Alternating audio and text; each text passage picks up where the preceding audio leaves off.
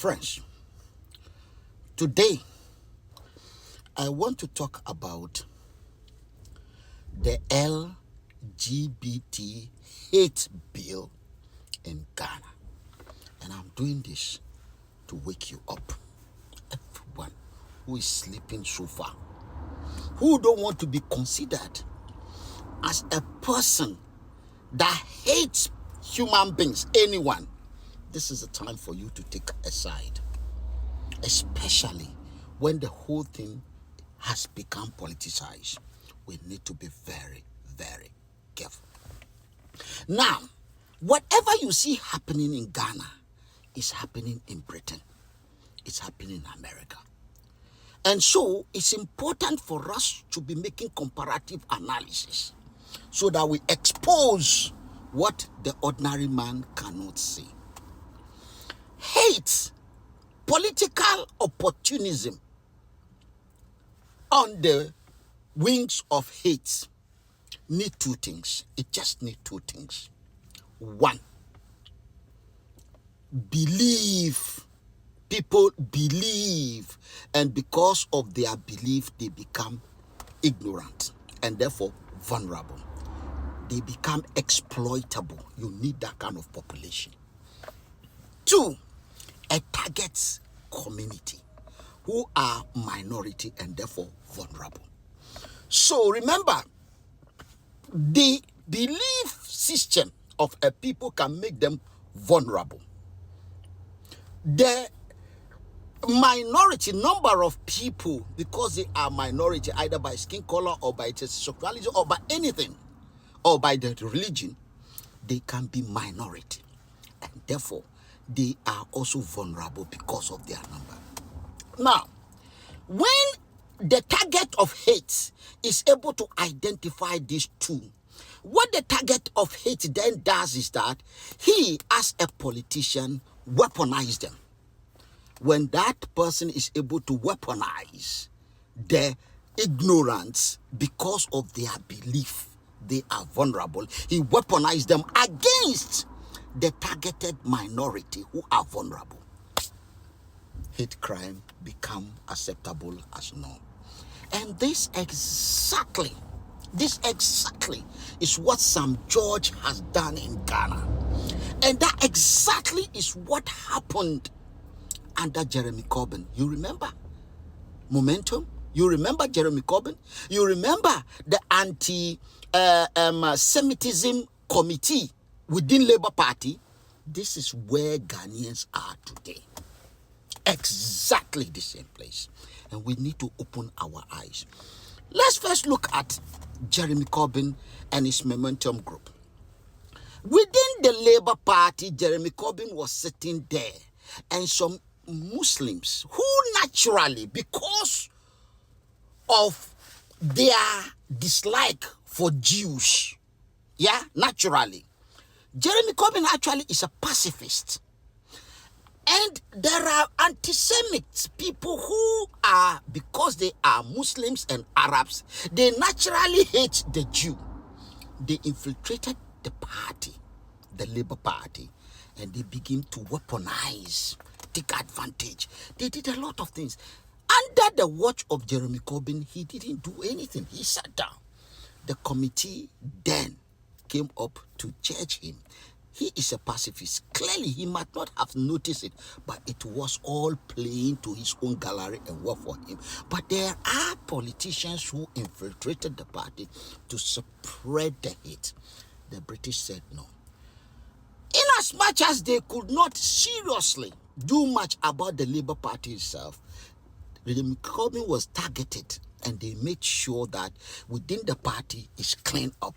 And this is what Kestama is doing. He's making sure that any noise of hate crime, hate politics within Labour Party doesn't arise. He is ready to sacrifice anything. In fact, he has sacked Jeremy Corbyn from even the party. Because of that, flip your side to Ghana. An average Muslim, an average Christian, by his belief, prostitution is a crime. Stealing is a serious crime punishable by chopping off your hand. Prostitution is by death. adultery by death is the same thing with the Jewish Old Testament tradition and therefore the Christian faith. That's what you have in Ghana.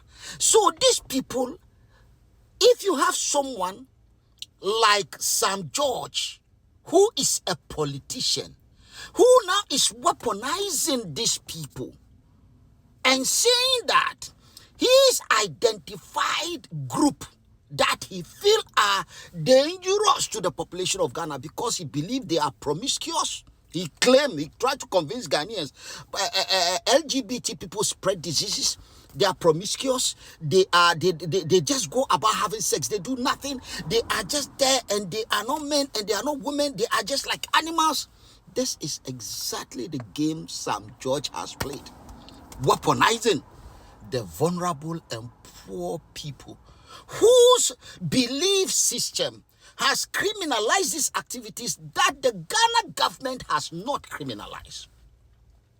And what they have succeeded in doing is selling themselves within the NDC, because that is the party in which they are now doing this.